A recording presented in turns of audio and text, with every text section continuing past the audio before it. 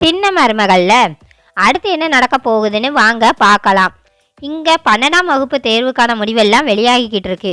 அப்போ தான் சன்னாசி ராஜாங்கத்துக்கிட்ட சொல்லிக்கிட்டு இருக்கிறாரு, அண்ணே அன்னைக்கு கூட ஒரு பள்ளிக்கூடத்துக்கு போயிட்டு நீங்கள் பரீட்சையெல்லாம் தொடங்கி வச்சிங்கல்ல, அந்த பள்ளிக்கூடத்தில் பரீட்சை எழுதின ஒரு பொண்ணு 600க்கு 600 மார்க் வாங்கியிருக்குன்னு, அந்த பிள்ளைக்கு தான் இன்றைக்கி நீங்கள் பரிசும் கொடுக்க போகிறீங்க அப்படின்னு சொல்லிட்டு இங்கே ராஜாங்கிட்ட சொல்லவும், ராஜாங்கம் இதை கேட்டுட்டு ரொம்ப சந்தோஷப்படுறாரு.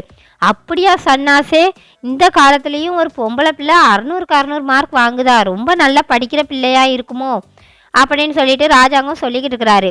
இந்த பிள்ளை எதுக்கு இப்போ மறுதேர்வு எழுதியிருக்கு, முன்னாடியே எழுதியிருந்தா முதல் தடவை எழுதும் போதே 600க்கு 600 வாங்கியிருக்குமே, பரவாயில்லை, 2வது தடவை எழுதி மனசு தளர விடாமல் 600க்கு 600 மார்க் வாங்கியிருக்கே, அந்த பிள்ளையை பார்த்து கண்டிப்பாக பாராட்டணும், ஏதாவது ஒரு நன்கொடை கொடுக்கணும் அப்படின்னு சொல்லிட்டு ராஜாங்கம் சொல்லிக்கிட்டு இருக்கிறாரு. சரிங்கண்ணே அப்படின்னு சொல்லிட்டு சன்னாசியும் பேசிக்கிட்டு இருக்கிறாரு.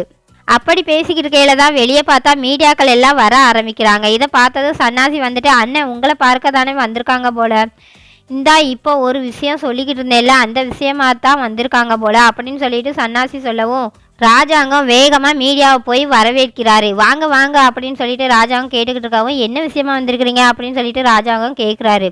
அதுக்கு மீடியாக்காரங்க, ஒரு வீட்டில் தான் ஒரு மிகப்பெரிய செய்தி நடந்திருக்கே சார், உங்களுக்கே தெரியாதா அப்படின்னு சொல்லிட்டு மீடியாவில் இருக்கிறவங்க எல்லாரும் கேட்கவும், என்ன விஷயம் அப்படின்னு சொல்லிட்டு ராஜாங்கம் கேட்குறாரு. அதாவது 600க்கு 600 மதிப்பெண் வாங்கியிருக்காங்க உங்களுடைய சின்ன மருமக தமிழ்ச்செல்வி அப்படின்னு சொல்லிட்டு மீடியாக்காரங்க சொல்லவும், இதை கேட்டதும் வீட்டில் இருக்கிற எல்லாருக்கும் பயங்கரமாக அதிர்ச்சி ஆயிடுது.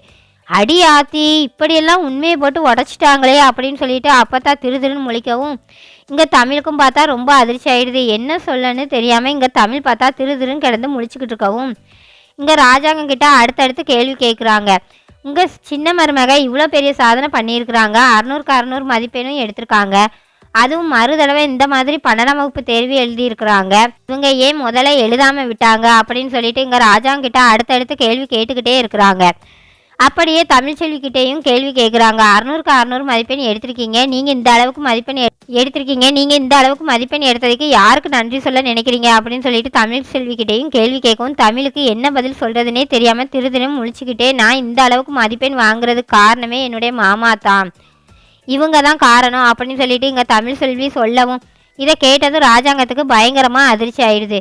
நம்ம எதுவுமே பண்ணலாம், ஆனால் இந்த பிள்ளை நம்மளை சொல்லிக்கிட்டு இருக்கா அப்படின்னு சொல்லிட்டு ராஜாங்கமும் அதிர்ச்சியோட பார்த்துக்கிட்டு இருக்கிறாரு. இவங்க தான் எல்லாத்துக்கும் காரணம், இந்த அளவுக்கு நான் பரீட்சை எழுதுறது காரணமும் இவங்க தான் அப்படின்னு சொல்லிட்டு இங்கே தமிழ்ச்செல்வி எல்லாத்துக்கும் காரணம் ராஜாங்கம் தான் அப்படின்னு சொல்லிட்டு ராஜாங்கத்தை பெருமைப்படுத்துகிற மாதிரி பேசுகிறாங்க.